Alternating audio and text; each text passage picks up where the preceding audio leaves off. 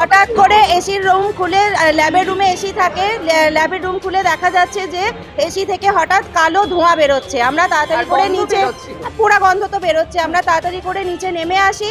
নেমে এসে man of করতে করতে দেখা যায় যে দুম করে একটা আওয়াজ হয়। আমরা আন্দাজ করি যে এসি হয়তো বাস্ট করেছে। তারপর পুরো এরিয়া কালো ধোঁয়ায় ভরে যায়। আমরা হেড অফিসকে খবর দিই, ফায়ারকে খবর দিই, পুলিশ সামনেই ছিল, ওনাকে ডেকে আমরা খবর দিই, ফায়ারই সিএসিকে খবর দেন। আপনারা যখন এই রকম ঘটনা ঘটলো কি মনে হচ্ছিল, কতজন ছিলেন আপনারা? আমরা 5-6 জন ছিলাম, 5-6 জন স্টাফ ছিলাম আর Staff 2-4 ছিলাম। জন মানে পেশেন্ট ছিল, 2-4 জন পেশেন্ট ছিল আর 5-6 জন আমরা স্টাফ ছিলাম। আতঙ্ক তো তৈরি হবে, একটা আগুন লাগলে আতঙ্ক তৈরি হবে না? পুরো এরিয়া অন্ধকার হয়ে গেছে। আপনার নাম?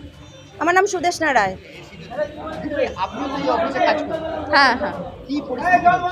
পরিস্থিতি যেটা আমরা কাজ করছিলাম, সবাই বসে, বাইরে পেশেন্ট ছিল, তাদেরকে ডাক্তার দেখানো হচ্ছিল, সব হচ্ছিল। হঠাৎ একটা গন্ধ, একটা ধোঁয়া বেরোলো। তারপর আমরা গিয়ে দেখলাম যে কিরকম একটা যেন প্রচণ্ড ধোঁয়া। তখন সঙ্গে সঙ্গে আমরা নেমে চলে এলাম। এসে মেন সুইচ অফ করতে করতেই একটা জোরে বাস্ট হলো। তখন আমরা সবাই সঙ্গে সঙ্গে বাইরে বেরিয়ে গেলাম আর তারপরেই চারদিক ধোঁয়া ধোঁয়া ধোঁয়া হয়ে গেল। পরিস্থিতি কি হচ্ছে?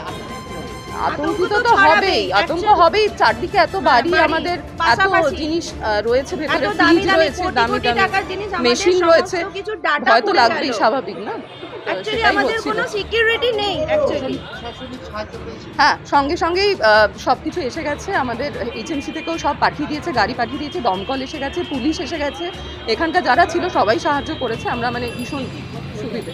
কি ক্ষতি হলো তো এখনো বুঝতে পারা যাবে না, ওপরে গেলে বুঝতে পারবো।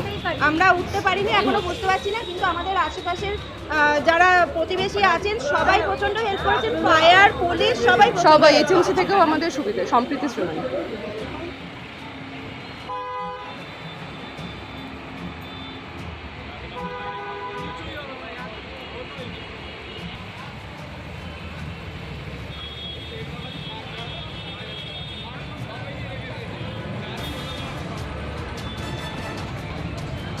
যে একটা রুম থেকে ধোঁয়া বেরোচ্ছে, আমরা এন্ট্রি নিতে একটু প্রবলেম হচ্ছিল, কিন্তু আমরা ছাদ থেকে একবার ফার্স্টে ট্রাই নিয়েছিলাম, সম্ভব হয়নি যেহেতু উপরে ছাদের দরজাটা লক ছিল। তারপরে আমরা পুনরায় ফিরে এসে নিচ থেকেই এন্ট্রি নেওয়া হয় এবং যত দ্রুত সম্ভব আমরা ফায়ারটাকে কন্ট্রোল করতে পারি।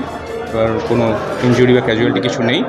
আমরা আমাদের টিমের পক্ষ থেকে আমাদের এখানে যখন আমরা এসেছিলাম ইলেকট্রিক সার্কিটই অনুমান করা যাচ্ছে যে ওখান থেকে এসে আমরা যখন দেখলাম যে ধোঁয়ার পরিমাণটা অনেক বেশি, আমরা জল চার্জ করে ফায়ারটা আউট করতে পারি।